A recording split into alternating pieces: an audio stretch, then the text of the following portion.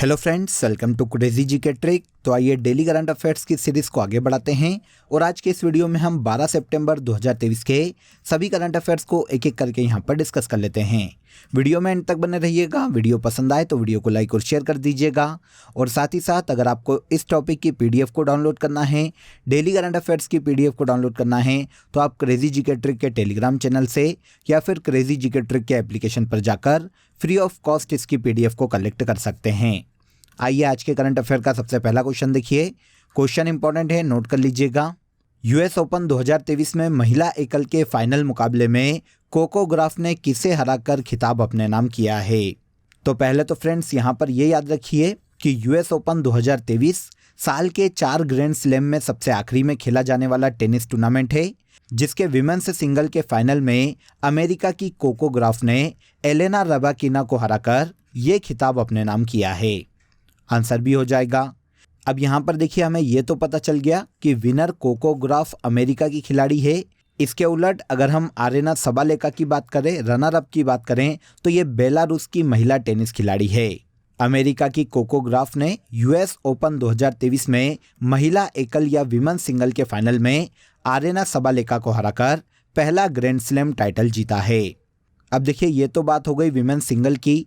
अगर हम men's single की बात करें US ओपन 2023 में, तो इसका खिताब सर्बिया के नोवाक जोकोविच ने रूस के टेनिस खिलाड़ी डेनियल मेदवेदेव को हराकर फाइनल में अपने नाम किया है और इस तरह यह नोवाक जोकोविच का 24वां ग्रैंड स्लैम खिताब है।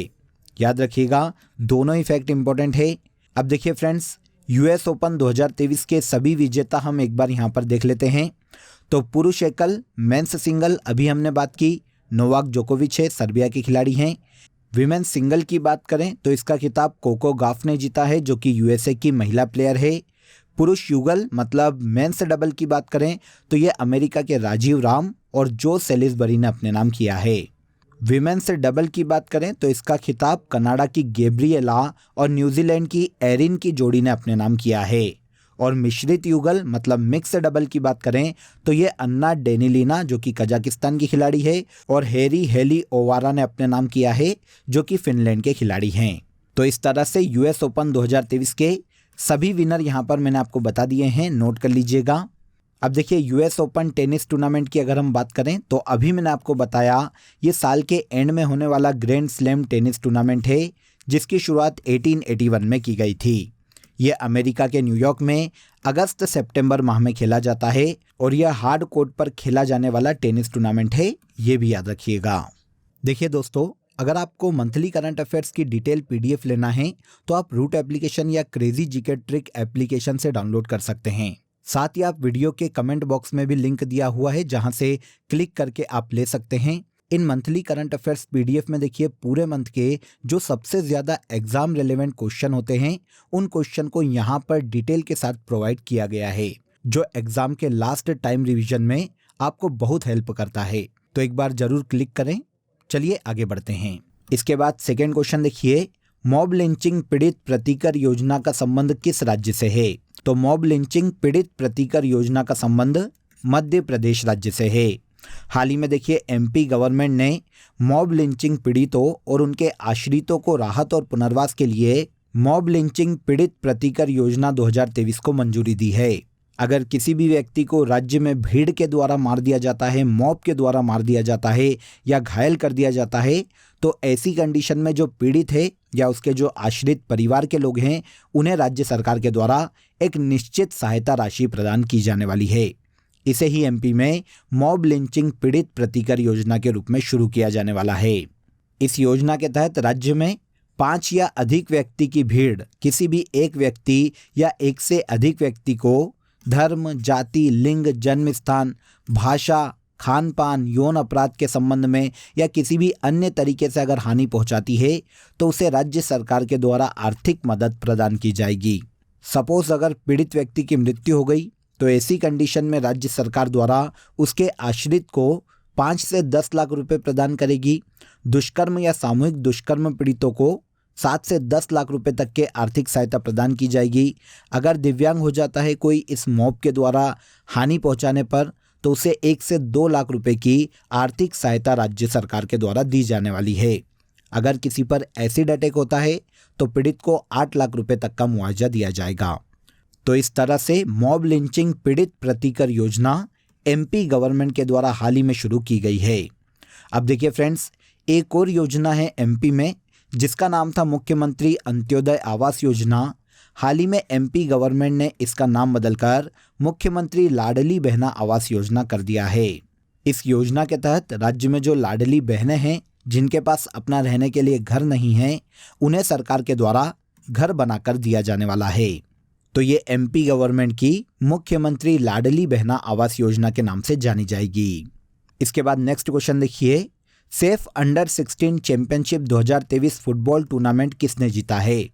तो हाल ही में safe under 16 championship 2023 football tournament को भारत की फुटबॉल टीम ने अपने नाम किया है। आंसर सी हो जाएगा। इसका आयोजन देखिए भूटान के थिम्पू में चांग लिमिथांग स्टेडियम में किया गया था और इसके फाइनल मुकाबले में भारत ने बांग्लादेश को 2-0 से हराकर इस खिताब को अपने नाम किया है। यहाँ पर आपको ये याद रखना चाहिए कि 2023 में इस चैंपियनशिप का ये 8वां संस्करण था जो कि भूटान में आयोजित किया गया है। इसके पहले 7th सेफ अंडर 16 चैंपियनशिप 2022 का विजेता भी इंडिया था और अब 2023 में इसके 8th एडिशन को भी इंडिया की फुटबॉल टीम ने ही अपने नाम किया है। फाइनल में किसको हराया ये याद रखिएगा, तो फाइनल में बांग्लादेश की फुटबॉल टीम को हराकर सेफ अंडर 16 चैंपियनशिप 2023 का खिताब इंडिया की टीम ने अपने नाम किया है। अब इस चैंपियनशिप की बात करें तो ये दक्षिण एशियाई फुटबॉल महासंघ के द्वारा आयोजित करवाया जाता है जो कि पुरुषों की एक अंतर्राष्ट्रीय फुटबॉल प्रतियोगिता है। इसकी शुरुआत 2011 में की गई थी और इंडियन फुटबॉल टीम ने सबसे ज़्यादा 5 बार इस टूर्नामेंट को अपने नाम किया है। चिकित्सा विज्ञान के क्षेत्र में शांति स्वरूप भटनागर पुरस्कार 2022 किसे प्रदान किया जाएगा? तो हाल ही में देखिए शांति स्वरूप भटनागर पुरस्कार 2022 की घोषणा की गई है। जो पुरस्कार चिकित्सा विज्ञान के क्षेत्र में डॉक्टर दिप्यमान गांगुली को दिया जाने वाला है। आंसर ए हो जाएगा। हाल ही में सेंट्रल गवर्नमेंट की संस्था के द्वारा देश के शीर्ष वार्षिक विज्ञान पुरस्कार शांति स्वरूप भटनागर पुरस्कार 2022 की घोषणा की गई और इस साल 12 साइंटिस्ट को अलग अलग 7 श्रेणियों में ये पुरस्कार प्रदान किया जाने वाला है। अब किन्हें दिया जाएगा अगर हम इनकी बात करें तो देखिए मेडिकल साइंस के क्षेत्र में डॉक्टर दिप्यमान गांगुली को दिया जाने वाला है। बायोलॉजिकल साइंस के क्षेत्र में डॉक्टर अश्विनी कुमार और डॉक्टर मदिका सुब्बा रेड्डी को दिया जाएगा। रसायन विज्ञान मतलब केमिकल साइंस के लिए यह पुरस्कार डॉक्टर अक्काटू टी बिजू और डॉक्टर देवव्रत मेती को दिया जाएगा। नाम थोड़े से टफ है, ध्यान से सुनिएगा। पृथ्वी वायुमंडल महासागर और ग्रह विज्ञान के क्षेत्र में डॉक्टर विमल मिश्रा को दिया जाने वाला है। इंजीनियरिंग साइंस के क्षेत्र में ये जो पुरस्कार है डॉक्टर दीप्ति रंजन साहो और डॉक्टर रजनीश कुमार को दिया जाएगा। मैथमेटिकल साइंस के लिए डॉक्टर अपूर्वा खरे और डॉक्टर नीरज कायल को दिया जाएगा और भौतिक विज्ञान के लिए डॉक्टर अनिंदिया दास और डॉक्टर वासुदेव दास गुप्ता को दिया जाएगा। तो 2022 के लिए इन सभी अलग अलग साइंटिस्ट को शांति स्वरूप भटनागर पुरस्कार से सम्मानित किया जाने वाला है। हमारा क्वेश्चन चिकित्सा विज्ञान पर था, तो 2022 के लिए चिकित्सा विज्ञान का शांति स्वरूप भटनागर पुरस्कार डॉक्टर दिप्यमान गांगुली को दिया जाने वाला है। अब देखिए इस प्राइज की बात करें तो यह विज्ञान और प्रौद्योगिकी में दिया जाने वाला भारत का विज्ञान पुरस्कार है जिसकी शुरुआत 1958 में की गई थी और इस पुरस्कार के तहत 5 लाख रुपए की राशि प्रदान की जाती है। आगे आ जाइए, बैडमिंटन इंडोनेशिया मास्टर्स सुपर 100 का खिताब किसने जीता है? तो देखिए हाल ही में भारतीय शटलर किरण जॉर्ज ने बैडमिंटन इंडोनेशिया मास्टर्स सुपर 100 का खिताब अपने नाम किया है। इन्होंने फाइनल में जापान के कू ताकाहाशी को हराकर इंडोनेशिया मास्टर्स सुपर 100 पुरुष एकल का खिताब जीता है और इसी के साथ ही किरण का यह विश्व टूर सुपर 100 स्तर का दूसरा खिताब है। इस खिताब से पहले इन्होंने ओडिशा ओपन और पोलिश ओपन का भी खिताब जीता था और पिछले साल डेनमार्क मास्टर में ये उप विजेता रहे थे। तो हाल ही में आयोजित इंडोनेशिया मास्टर्स सुपर 100 का खिताब भारत की शटलर किरण जॉर्ज ने अपने नाम किया है। इस प्रतियोगिता की बात करें फ्रेंड्स तो ये इंडोनेशिया में आयोजित होने वाला एक वार्षिक बैडमिंटन टूर्नामेंट है और यह tournament BWF world tour tournament का एक हिस्सा है। 2023 में इसका खिताब भारतीय शटलर किरण जॉर्ज ने जीता है। ओके, यहाँ तक के सभी क्वेश्चन आपको इजीली समझ में आ गए होंगे। अब आ जाइए आज की कंट्री इन न्यूज़ में हम यूरोप के देश बेलारूस को यहाँ पर डिस्कस कर लेते हैं। छोटा सा देश है, कम फैक्ट है, लेकिन एग्जाम में पूछे जा सकते हैं। बेलारूस की बात करें जो कि यूरोप का देश है, तो इसकी कैपिटल मिन्स्क है और बेलारूसियन रूबल यहाँ की ऑफिशियल करेंसी है। अलेक्जेंडर लुकाशेंको यहाँ के प्रेसिडेंट के पद पर हैं। और पड़ोसी देशों की बात करें तो रूस, लिथुआनिया, लाटविया, पोलैंड और यूक्रेन ये सभी बेलारूस के पड़ोसी देश हैं। ये एक लैंडलॉक्ड कंट्री है जो कि इन 5 देशों से घिरी हुई है। बेलारूस में वर्तमान में 4 यूनेस्को साइट है, जिसमें रेड्सविल फैमिली कॉम्प्लेक्स, मीर महल और स्ट्रुवे जियोडेटिकल आर्क शामिल है। नीपर नदी बेलारूस की प्रमुख नदी है और दस्यारजिस्काया हारा बेलारूस की सबसे ऊंची चोटी है। यूरोप का देश बेलारूस अगले साल 2024 में शंघाई कॉरपोरेशन ऑर्गेनाइजेशन का सदस्य बनने वाला है। तो ये बेलारूस के ऐसे फैक्ट है फ्रेंड्स जो कि हमें एग्जाम में देखने को मिल सकते हैं। इसके बाद अगला क्वेश्चन देखिए, वैश्विक जैव ईंधन गठबंधन का संस्थापक सदस्य इनमें से कौन सा देश नहीं है? तो देखिए फ्रेंड्स, ग्लोबल बायोफ्यूल अलायंस की अगर हम बात करें तो हाल ही में इसे औपचारिक रूप से नई दिल्ली में G20 शिखर सम्मेलन के मौके पर लॉन्च किया गया है, जिनके संस्थापक सदस्य देशों में ईरान शामिल नहीं है। आंसर डी हो जाएगा।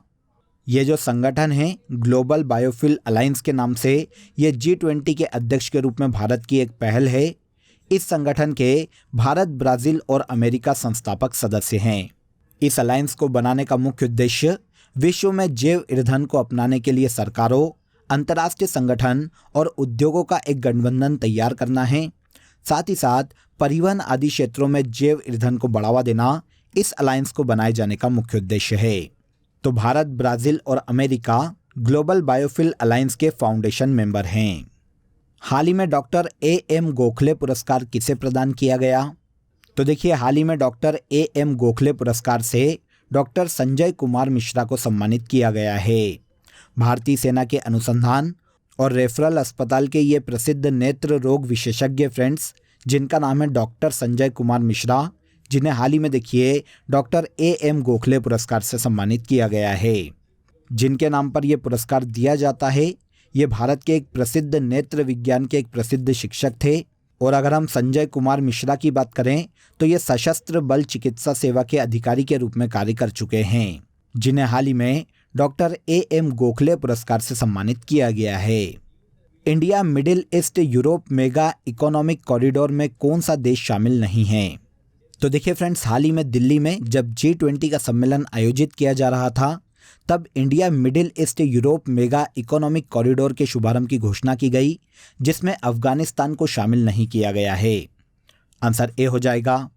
इस इकोनॉमिक कॉरिडोर को बनाए जाने का मुख्य उद्देश्य सदस्य देशों के मध्य में व्यापार को बढ़ावा देना, ऊर्जा संसाधनों का परिवहन और डिजिटल कनेक्टिविटी में सुधार करना है। इस कॉरिडोर को देखिए 10 साल में पूरा करने का लक्ष्य रखा गया है। इस कॉरिडोर में वर्तमान में भारत के अलावा UAE, सऊदी अरब, यूरोपीय संघ, फ्रांस, इटली, जर्मनी और अमेरिका को सम्मिलित किया गया है। तो India middle east Europe mega economic corridor में अफगानिस्तान सम्मिलित नहीं है। इसके बाद अगला क्वेश्चन देखिए, तीरंदाजी विश्व कप फाइनल 2023 में भारतीय तीरंदाज प्रथमेश जावकर ने कौन सा पदक अपने नाम किया? तो पहले तो यहाँ पर ये जान लीजिए फ्रेंड्स कि ये जो तीरंदाजी वर्ल्ड कप 2023 है, इसका आयोजन मैक्सिको में किया गया है, जिसके फाइनल में भारतीय तीरंदाज प्रथमेश जावकर ने सिल्वर मेडल अपने नाम किया है। आंसर भी हो जाएगा। इस तीरंदाजी वर्ल्ड कप का आयोजन मैक्सिको के हार्मोसिलो में किया गया, जिसके फाइनल में भारतीय तीरंदाज प्रथमेश जावकर ने कंपाउंड स्पर्धा में सिल्वर मेडल अपने नाम किया है। इसके अलावा यहाँ पर यह भी याद रखिएगा कि इसी टूर्नामेंट में महिलाओं के कंपाउंड स्पर्धा में कोलंबिया की सारा लोपेज ने गोल्ड मेडल अपने नाम किया है। तो दोनों ही फैक्ट को याद रखिएगा। इंडियन इंपॉर्टेंट है, इसलिए इंडियन को स्पेशली याद रखिएगा।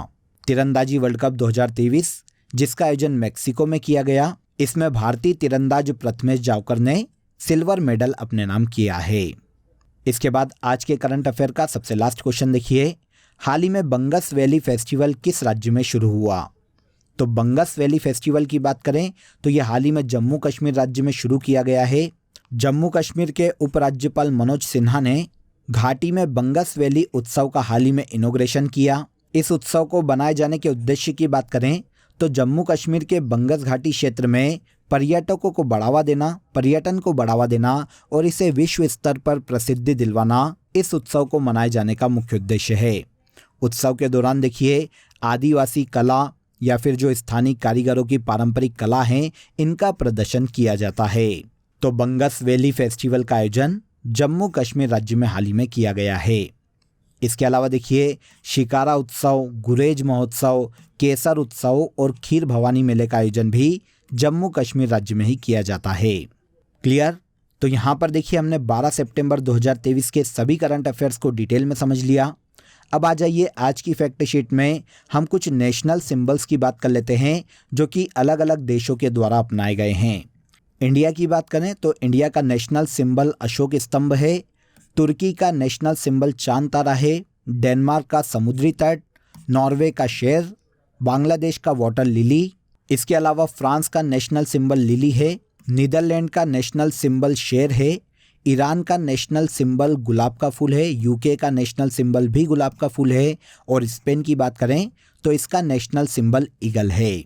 तो इन सभी देशों के नेशनल सिंबल याद रखिएगा। 10 देश बताए हैं यहाँ पर मैंने आपको और सारे एग्जाम में पूछे जाते हैं। अब आ जाइए लास्ट डे के सेशन में जो करंट अफेयर हमने डिटेल में समझा था उसे हम एक बार यहाँ पर रिवाइज कर लेते हैं। पहला देखिए हाल ही में G20 में 21वें सदस्य के रूप में अफ्रीकी संघ को शामिल किया गया है। अजित निनान जिनका हाल ही में निधन हो गया, प्रसिद्ध कार्टूनिस्ट थे। Street child cricket world cup 2023 का आयोजन इंडिया में किया जाने वाला है।